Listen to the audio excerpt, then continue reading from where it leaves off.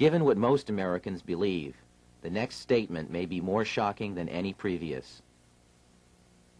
The fact is, the United States is not a country, but a corporation contractually created by the Constitution. Your state is a country, per the law, and your original citizenship is of that country. Our founders instituted themselves to be first and foremost citizens of their respective states. As of 1787, those states already had formed a union, and they created the Constitution for the purpose of perfecting that union in forming a national government. They did not intend that the new nation have any jurisdiction or powers over the states or their citizens that were not specifically enumerated in the Constitution. They stated this point quite clearly in Article 1, Section 8, Clause 17 of the Constitution. They granted the United States exclusive legislation in all cases whatsoever over such district not exceeding 10 miles square as may become the seat of the government of the United States, our District of Columbia, and to exercise authority over all places purchased by the consent of the states. And that is all. The framers further secured the rights of the people with the 9th and 10th Amendments in the Bill of Rights. In the 9th, they established that the enumeration in the Constitution of certain rights shall not be construed to deny or disparage others retained by the people. And in the 10th, they made clear that the powers not delegated to the United States by the Constitution, nor prohibited by it to the states, are reserved to the states respectively, or to the people. The only way the federal government can have any jurisdiction beyond these constitutional clauses is by written permission or contract. Which leads us to another piece of the puzzle, the 14th Amendment to the Constitution, ratified in 1868 following the Civil War.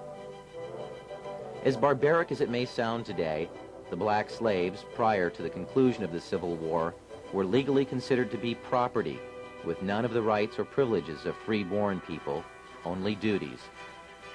The money interests took advantage of America's desire to free the slaves, and found a way to use the swiftly adopted post-war constitutional amendments to enslave all of the people. The deceit is in the wording of both the 13th and 14th Amendments. You will note that the 13th Amendment provides that neither slavery nor involuntary servitude shall exist within the United States. But why the emphasis on involuntary servitude? Isn't it the same thing as slavery? Sure it is. But they had to mention the concept of involuntary servitude because they wished to retain another type of slavery, voluntary servitude. Voluntary servitude is an ancient and established concept. It was the way serfs became subjects to their lords during feudal times in England and other European countries. It was a way for free men to earn a living at a time when all property was held by a select few, and thus anyone who wanted to farm and support their family had first to agree to be subject to a lord of the land. Our forefathers hated this concept and designed our Constitution to exclude titles of nobility, making all Americans sovereign. The 14th Amendment turned the intention of the founders on its ear by making voluntary servitude a requirement for former slaves to gain the rights already guaranteed to free-born United States citizens.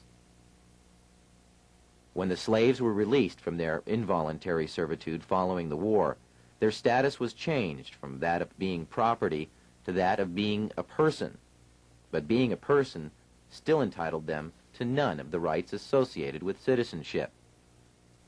So the 14th Amendment ostensibly was written to provide the former slaves with the same constitutional rights of free-born American citizens, but only if they agreed first to become subject to the jurisdiction of the corporate United States. Making oneself paramountly, that is, first subject to the jurisdiction of the laws of the United States, however, limits access to parts of the Bill of Rights, as we'll explain in a moment. But first remember, anyone who voluntarily subjects himself to the laws or jurisdiction of another is, in every way, obligated to abide by the terms of any contracts or laws established by whomever establishes the rules of the contract.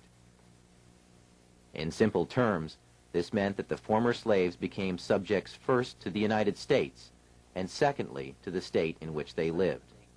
They had no sovereignty whatsoever. This status had never existed in the United States prior to that time. The 14th Amendment created a new class of citizenship in the United States, a second-class citizenship. Up until 1868, every American was a paramount citizen of their state, and by virtue of that, also a citizen of the United States, with full individual sovereignty as guaranteed by Amendments 9 and 10 in the Bill of Rights. But so-called naturalized citizens, or 14th Amendment citizens, are paramountly subject to all laws of the United States, and, having no status as freeborn citizens, have no access at all to the unenumerated rights retained for the people by Articles 9 and 10 of the Bill of Rights. That's because, in order to get any rights at all, they had to subject themselves to the jurisdiction of the corporate United States, which left them no unenumerated rights. The only rights they had were those specifically written into the Constitution. The sad tragedy of America today is that all U.S. citizens, regardless of race, are now 14th Amendment slaves due to contracts with the government of the United States through Social Security, birth certificates, driving licenses, citizenship statements, tax forms, and many other documents.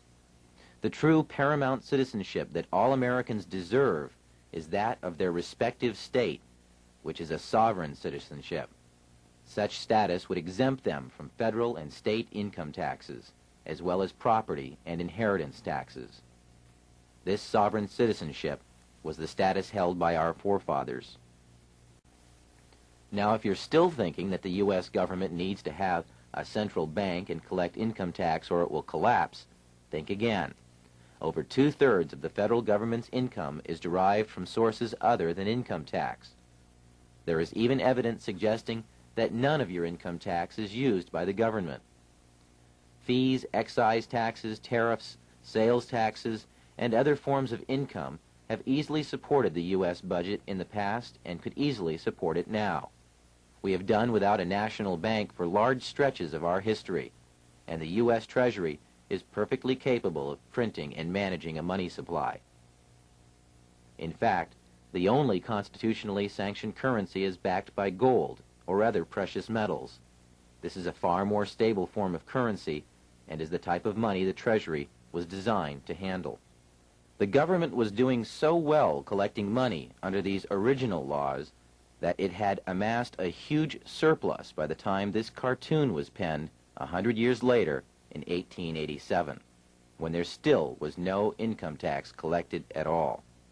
Up to this point, we have shown you how the money interests have 1. Established the Federal Reserve System, and 2. Exploited a second class of citizenship created by the 14th Amendment for other purposes, and we have mentioned a few names involved in the creation of the Fed. But there are other organizations working for our economic enslavement as well. Along with other extremely rich and powerful international bankers, those who support the Fed have created a global movement to centralize economic power in various puppet organizations that preach peace and stability through some variation of socialism, but act aggressively to draw nations into a web of foreign debt and servitude to their agenda. The United Nations, the World Monetary Fund, and the Council on Foreign Relations are all committed to an agenda of world domination through manipulation of economic power. The Council on Foreign Relations openly admits to being a private club, yet it is the primary recruiting post in both international banking and the federal government of the United States.